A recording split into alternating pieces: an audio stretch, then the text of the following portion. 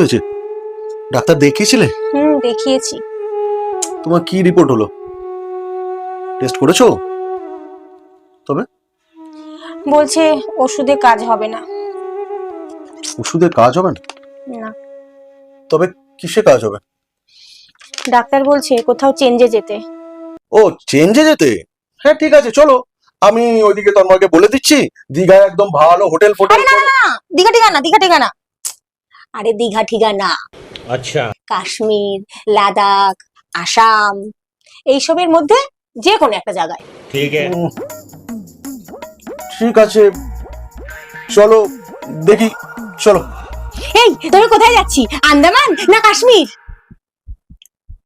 আরে বাবা, অন্য ডাক্তারের কাছে। বলেন কি?